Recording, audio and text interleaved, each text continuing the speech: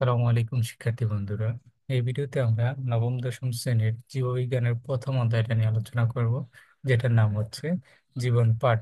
এর আগের ভিডিওতে আমরা জীবন কাকে বলে সেটা কিন্তু জেনেছি। তো পরবর্তীতে আমরা দেখি কি আছে। সর্বপ্রথম আমাদের একটু জীববিজ্ঞানের ধারণা নিয়ে জানতে হবে। আমরা যদি বলি সালোক সংশ্লেষণটা কি, সেটাও কিন্তু একটা বিজ্ঞান। আমরা যদি বলি পাতার কালার সবুজ হয় কেন, সেটাও কিন্তু একটা বিজ্ঞানের অংশ।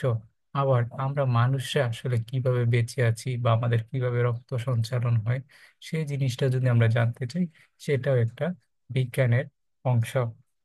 তো আমরা প্রথমে এখানে দেখি, এখানে একটা লাইন আছে যেটা আমরা খুব ছোটবেলা থেকেই জানি। যাদের জীবন আছে তাদেরকে বলা হচ্ছে জীব, এবং যাদের জীবন নেই সেগুলো হচ্ছে জড় বস্তু। তো মোটা দাগে যদি আমরা পৃথিবীর সকল পদার্থকে ভাগ করতে যাই, তাহলে কিন্তু আমরা এই দুইটা ভাগে ভাগ করতে পারবো। একটা হচ্ছে জীব এবং আরেকটা হচ্ছে জড় বস্তু। বিজ্ঞানীরাও কনফিউশনে পড়ে যায় যে জীবের শুরু কোথায় এবং জড়ের শেষ কোথায়, এই জিনিসটা নিয়ে।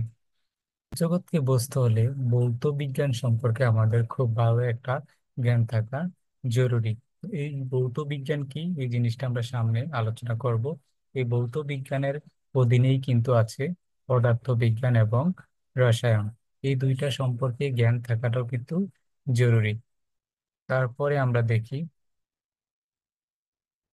এখানে খুব চমকপ্রদ একটা তথ্য আছে যে জীবনকে ভাবা যেতে পারে অনেকগুলো জ্বরের এমন একটি জটিল সমাবেশ হিসেবে, যেখানে ওই জটিলতার কারণে কি হয়, কিছু নতুন গুণের উদ্ভব বা সৃষ্টি হয়। এই যে কঠিন লাইনের জটিল কথাগুলো আমরা খুব সহজ একটা উদাহরণের মাধ্যমে বুঝতে পারি। এই যে এখানে আছে একটা অক্সিজেন এবং দুইটা কি হাইড্রোজেন। এই তারা কি অবস্থায় আছে? তারা আছে গ্যাসীয় অবস্থায়, এবং তারা বিক্রিয়া করে বা একত্রিত হয়ে কি তৈরি করলো? পানি তৈরি করলো, যেটা কি অবস্থায় আছে? লিকুইড বা তরল। তো এখানে এই জিনিসটা বোঝার জন্য আমাদের ধরে নিতে হবে এই যে অক্সিজেন এবং হাইড্রোজেন, তারা হচ্ছে জড় বস্তু। এটা জাস্ট আমরা বোঝার সুবিধার্থে। আর যে জিনিসটা তৈরি হলো সেটা হচ্ছে আমাদের পানি, সেটাকে আমরা ধরে নিই একটা জীব।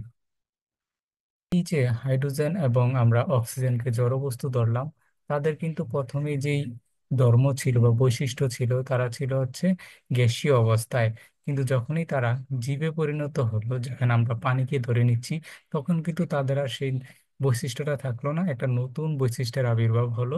সেটা হচ্ছে তারা তরল পদার্থ হিসেবে পরিণত হলো। তাহলে আমরা দেখতে পাচ্ছি যে অনেকগুলো ঝড়ের একটা জটিল সমাবেশে কি হচ্ছে, নতুন একটা জীব সৃষ্টি হচ্ছে, যেটার কি বৈশিষ্ট্যগুলো সম্পূর্ণই নতুন, যেটাকে বলা হচ্ছে নতুন গুণের উদ্ভব ঘটেছে। তো এই জিনিসটা এখানে মেনলি বোঝাতে চেয়েছে। আমরা খুব আগে থেকেই জানি জীববিজ্ঞানের ইংলিশ হচ্ছে বায়োলজি। এই বায়োলজি ওয়ার্ডটাকে যদি আমরা গ্রিক ওয়ার্ডে ভাঙতে চাই, তাহলে দেখবো গ্রিক বায়োস অর্থ হচ্ছে জীবন, এবং এই লগোস অর্থ হচ্ছে জ্ঞান বা নলেজ। তো এই দুইটা শব্দ কোন শব্দ? গ্রিক শব্দ। এটা পরীক্ষায় এমসিকিউতে আসতে পারে, তাই আমাদের এটা ভালোভাবে জানতে হবে। পর্যায়ে আমরা জীববিজ্ঞানের শাখাগুলো নিয়ে আলোচনা করব। অনেক আগে থেকেই জীববিজ্ঞানকে মেইনলি দুইটা শাখাতে ভাগ করা হয়েছিল, একটা হচ্ছে উদ্ভিদ বিজ্ঞান এবং একটা হচ্ছে প্রাণী বিজ্ঞান। খুব নর্মালি আমরা বুঝতে পারতেছি যে উদ্ভিদ বিজ্ঞানে উদ্ভিদ নিয়ে আলোচনা করা হতো বা গবেষণা করা হতো, এবং প্রাণী বিজ্ঞানে প্রাণী নিয়ে আলোচনা বা গবেষণা করা হতো। কিন্তু পরে দেখা গেল এই উদ্ভিদও না এবং প্রাণীও না, তার মাঝামাঝি কিছু বস্তু বা পদার্থ থাকতে পারে, যেগুলো হচ্ছে ব্যাকটেরিয়া, ফাঞ্জাই বা ছত্রাক এবং ভাইরাস। তো এগুলোকে আরো বিভিন্ন শাখায় ভাগ করা হয়েছে খুব ভালোভাবে সূক্ষ্মভাবে বোঝার জন্য। তো এখানে একটা লাইন লেখা হয়েছে, গানের প্রায় প্রতিটি বিষয়ের অন্তর্ভুক্ত শাখাগুলোকে মোট দুইটা ভাগে ভাগ করা হয়েছে। একটা হচ্ছে ভৌত বা মৌলিক শাখা, আর একটা হচ্ছে কি ফলিত বা ইংলিশ আমরা যেটাকে বলি অ্যাপ্লাইড শাখা। আরে আমরা ভৌত জীববিজ্ঞান নিয়ে আলোচনা করি। ভৌত জীববিজ্ঞান শাখায় তত্ত্বীয় যে বিষয়গুলো আছে, সেই জিনিসগুলো নিয়ে আলোচনা করা হয়। তত্ত্বীয় বিষয় জিনিসটা কি, যেটাকে আমরা ইংলিশে বলি থিওরিটিক্যাল ম্যাটার। তো তো থিওরি কোনগুলা, যে আমরা যদি কোনো একটা এক্সপেরিমেন্ট করি, কোন একটা পরীক্ষণ করতে যাই, আমাদের প্রথমে কিন্তু কিছু তথ্য জানা লাগে ওই এক্সপেরিমেন্টটা সম্পর্কে।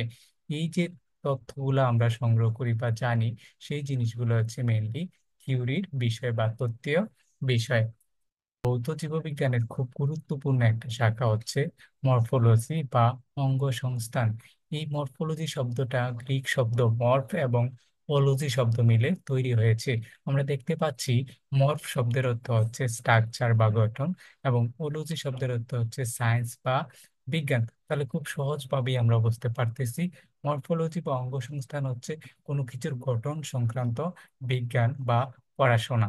তো এই মরফোলজি জিনিসটাকে হচ্ছে মেইনলি দুইটা ভাগে ভাগ করা হয়েছে। একটা হচ্ছে এক্সটার্নাল মরফোলজি এবং আরেকটা হচ্ছে ইন্টারনাল মরফোলজি। এখন এক্সটার্নাল মরফোলজি কি এবং ইন্টারনাল মরফোলজি কি?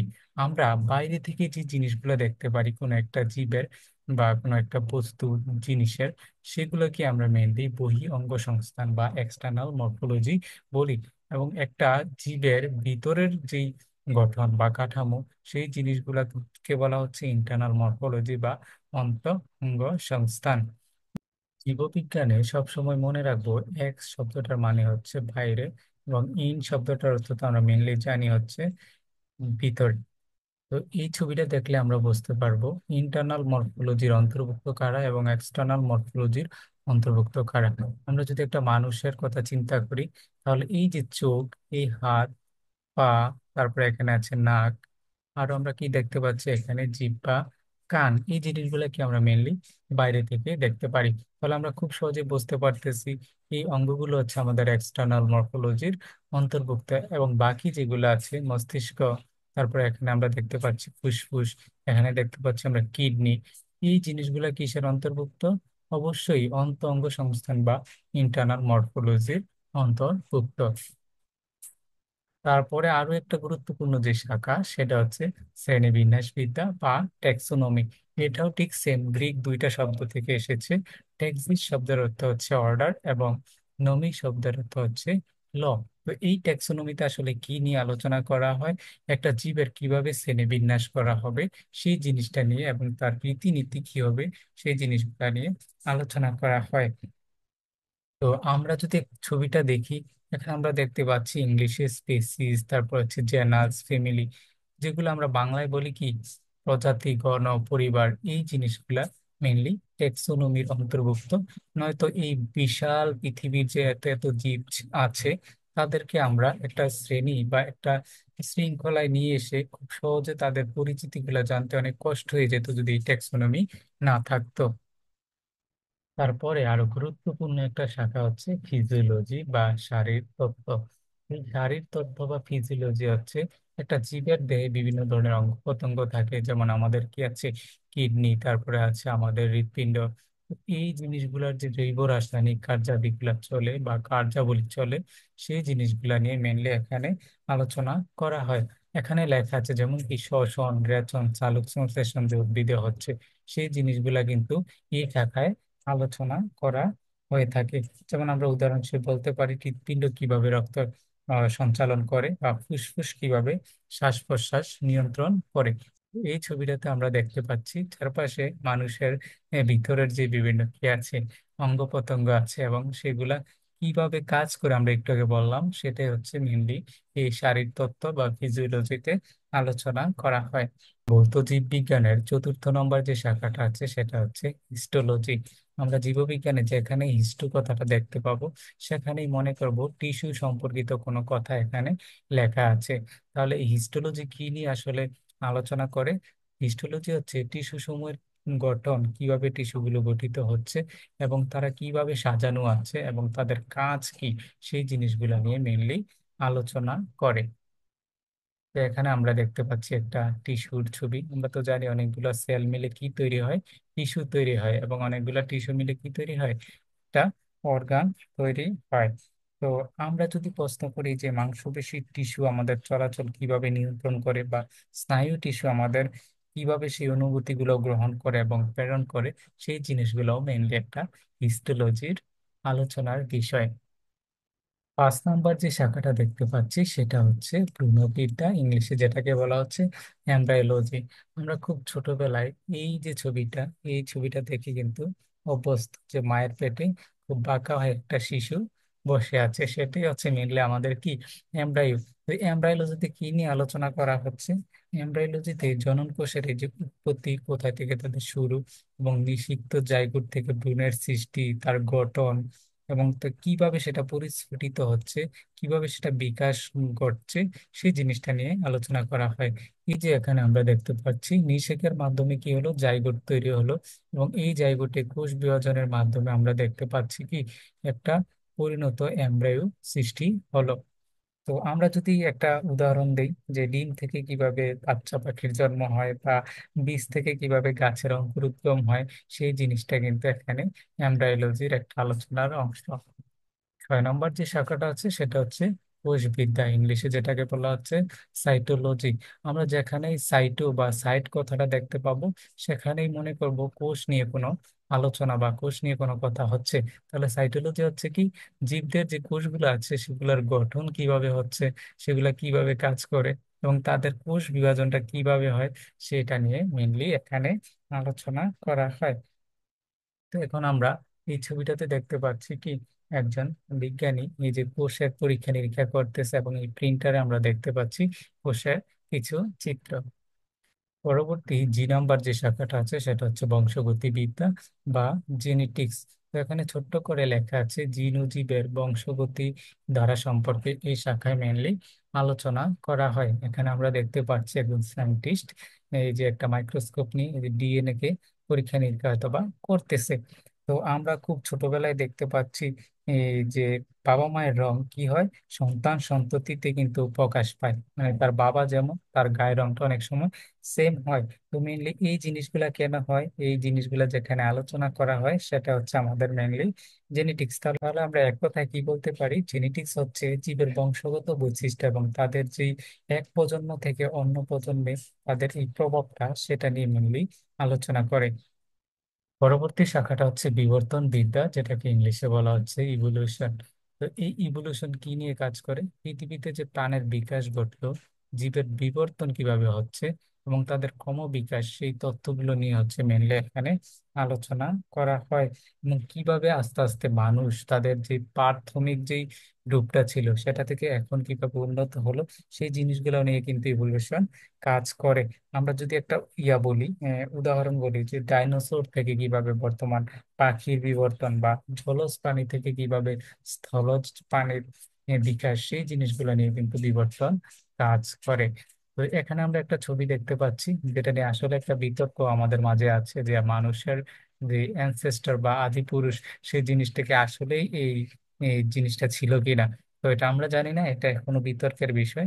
তো আমরা ভবিষ্যতে হয়তো বা এই জিনিসটা নিয়ে আরো বেশি জানতে পারবো। এখন আমরা দেখতে পাচ্ছি বাস্তুবিদ্যা বা ইকোলজি। এই শাখায় মেনলি প্রাকৃতিক পরিবেশের সাথে জীবের আন্তঃসম্পর্ক নিয়ে আলোচনা করা হয়। মোদ্দা কথায় বলতে গেলে জীব এবং জড়বস্তু, এই জিনিসগুলোর সাথে যে একটা সম্পর্ক আছে, সেই জিনিসটা নিয়ে আলোচনা করা হয়। এখানে আমরা বলতে পারি যে জলে থাকা মাছ এবং তাদের যে পরিবেশ, এবং জঙ্গলে থাকা বাঘ ও তার শিকারের মধ্যে যে একটা সম্পর্ক, সেই জিনিসটা কিন্তু ইকোলজির একটা আলোচনার অংশ। এই ছবিটাতে আমরা দেখতে পাচ্ছি এই যে প্রাকৃতিক পরিবেশ আছে, এবং এখানে আমরা জীব দেখতে পাচ্ছি, এখানে একটা জীব, এখানে আরেকটা, তারপর আমরা পুরো জীব দেখতে পাচ্ছি।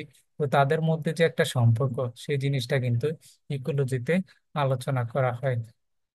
যে নম্বরে আমরা যে শাখাটা দেখতে পাচ্ছি সেটা হচ্ছে এন্ডোক্রাইনোলজি। এই এন্ডোক্রাইনোলজিতে মেইনলি জীবদেহে যে হরমোন আছে সেগুলা কিভাবে কাজ করে, সেই জিনিসগুলা নিয়ে আলোচনা করা হয়। আমাদের খুব পরিচিত একটা হরমোন আছে ইনসুলিন। এই ইনসুলিন কি করে, রক্তে শর্করার পরিমাণটাকে কন্ট্রোল বা নিয়ন্ত্রণ করে। এবং আরেকটা পরিচিত হরমোন হচ্ছে থাইরয়েড হরমোন, সেটা কি করে, শরীরের বৃদ্ধি নিয়ন্ত্রণ করে। এই যে আমরা এখানে দেখতে পাচ্ছি মানুষের শরীরে কিন্তু বিভিন্ন হরমোনের যে কাজ, বা কোথায় থেকে সেগুলো উৎপত্তি হচ্ছে, কোথায় কাজ করতেছে, সেখানে একটা ছবি দেওয়ার চেষ্টা করেছি। এবং ভৌত জীববিজ্ঞানের যে লাস্ট যে শাখাটা দেখতে পাচ্ছি সেটা হচ্ছে জীবভূগোল বা বায়োজিওগ্রাফি। তো এই শাখায় পৃথিবীর বিভিন্ন ভৌগোলিক সীমারেখায় জীবের বিস্তৃতি, এবং অভিযোজন সম্পর্কে কি করা হয়, আলোচনা করা হয়। তো এই জিনিসটা কি, আমরা তো দেখতে পাই পৃথিবীর বিভিন্ন স্থানে বিভিন্ন রকমের কিন্তু প্রাণী বাস করে। যেমন পোলার অঞ্চলে বা মেরু অঞ্চলে কিন্তু মেরু ভালুক বাস করে, এবং সাহারা মরুভূমিতে কিন্তু উট বাস করে। তো এই যে জিনিস দেখতে পাচ্ছি, দুইটা প্রাণী দুইটা জায়গায় বাস করে আলাদাভাবে, তাদেরকে কিন্তু অন্য জায়গায় অত ভালোভাবে বা বিস্তৃত পরিমাণে দেখা যায় না। তো এই যে দেখতে পাচ্ছি যে পৃথিবীর জায়গা ভেদে যে জীব বা গাছ হোক যেটাই হোক, সেই গাছগুলোর যে বিভিন্ন বিস্তৃতি, সেই জিনিসটা হচ্ছে মেনলি জীবভূগোল বা বায়োজিওগ্রাফির আলোচনার বিষয়। তো আমরা আশা করি ভৌত জীববিজ্ঞানের সবগুলো শাখা সম্পর্কে জানতে পেরেছি। এখান থেকে কিন্তু পরীক্ষায় ক এবং এমসিকিউ থেকে পরীক্ষায় আসে। আমরা বাংলার পাশাপাশি ইংলিশ টার্মগুলো সম্পর্কে জেনে রাখবো। পরবর্তী ভিডিও দেখার জন্য সবাইকে আমন্ত্রণ জানিয়ে এখানে বিদায় নিচ্ছি। আল্লাহ হাফেজ।